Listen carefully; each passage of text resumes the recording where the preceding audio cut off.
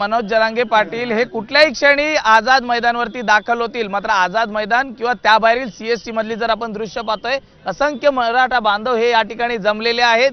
काही वेळासाठी तर या ठिकाणी वाहतुकीची कोंडी ही देखील पाहायला मिळाली होती। मोठ्या प्रमाणात या ठिकाणी मराठा आंदोलक हे आता दाखल झालेले आहेत। आझाद मैदान परिसरातली ही दृश्य आहेत आणि ज्या ठिकाणी आपण पाहतोय की आपल्या न्याय हक्कासाठी, आरक्षणासाठी या ठिकाणी सगळे आंदोलक हे जमलेले पाहायला मिळत आहेत आणि राज्यातल्या कानाकोपऱ्यातनं हे बांधव या ठिकाणी आलेले आहेत आणि त्यामुळे सकाळी जवळपास 4 वाजल्यापासून हीच गर्दी सीएसटी स्थानकांवरती पाहायला मिळत आहे। माझ्यासोबत काही या ठिकाणी मराठा बांधव आहेत, आपण त्यांची देखील प्रतिक्रिया घेणार आहोत।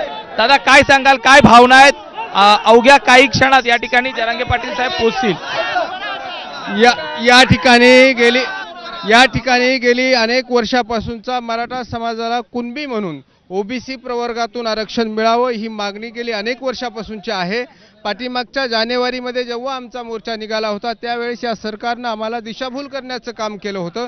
आज आम्ही कोट्यावधीच्या संख्येनं आदरणीय मनोजदादा जरांगे पाटील यांच्या नेतृत्वामध्ये या ठिकाणी मुंबईमध्ये दाखल झालेलो आहोत आणि आमचा दृढ निश्चय आहे की आम्ही आरक्षण घेतल्याशिवाय ओबीसी प्रवर्गातूनच कुणबी म्हणून आमच्या हक्काचं आरक्षण आम्हाला मिळाल्याशिवाय आम्ही मुंबई सोडणार नाहीत।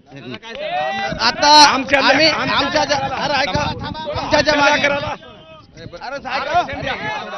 आमच्या एकदम रास्त मागणी आहे दादा। आम्ही अत्यंत ओबीसीतून आरक्षण मागत नाही, आम्हाला आमचं हक्काचं आरक्षण द्या। आमचं हैदराबाद गॅजेट असन, आमचं अनेक गॅजेट असन, ते खूप काही पुरावे शिंदे समितीला सापडलेले आहे, त्याच्याच आधारावर आम्हाला आरक्षण द्या, एवढी मागणी आम्ही या ठिकाणी। आरक्षण नसल्यामुळे आमच्या लेकरांचं लग्न सुद्धा व्हायना, तर नोकऱ्या लागणार। आरक्षण घेतल्याशिवाय आम्ही जातच नाही। ही मुंबई बहुत बाका रावणाची लंका, पण आम्ही बी आरक्षण घेतल्याशिवाय जातच नाहीत। पाहिलं तर या ठिकाणी आरक्षण घेतल्याशिवाय या ठिकाणी जाणार नाही। खरं तर शिंदे समितीकडनं लाखोच्या संख्येने जी कुळपत्र सापडली होती, त्यानंतर अनेकांना तसं सर्टिफिकेट दिलं होतं। मात्र आता हैदराबाद गॅजेट नुसार आम्हाला देखील कुणबी ओबीसी प्रमाणे मराठ्याची त्या ठिकाणी वर्णी व्हावी अशी मागणी प्रामुख्याची असणार आहे। आणि त्या ठिकाणी आपण पाहतोय की मराठा आंदोलक जे जमलेले आहेत त्यांच्याकडनं जरांगे पाटील यांच्या नावाचा एकूणच घोषणाबाजी ही आपल्याला सुरू पाहायला मिळत आहे। जवळपास आज या परिसरात हा संपूर्ण महापालिका जो मार्ग आहे या आंदोलकांच्या पार्श्वभूमीवरती बंद ठेवण्यात आलेला आहे। जवळपास 3,500 ते 4,000 पोलीस हे या ठिकाणी बंदोबस्तासाठी असणार आहेत। याशिवाय क्यूआरटी, एसआरपीएफ आणि राज्य राखीव पोलीस दलाच्या कंपन्या या देखील या ठिकाणी दाखल झालेल्या आहेत। हमीपत्र देखील लिहून घेण्यात आलेली आहे। सुरेश, बरोबर आहे, आपल्याला या संदर्भातले अपडेट्स आता जाणून घ्यायचेच आहेत। सध्या आपले प्रतिनिधी वेदांत नेप सुद्धा आपल्या सोबत आहेत, ते आझाद मैदानाबाहेरूनच तिथे आहेत आपल्या सोबत। त्या संदर्भातले अधिक अपडेट्स देतील वेदांत।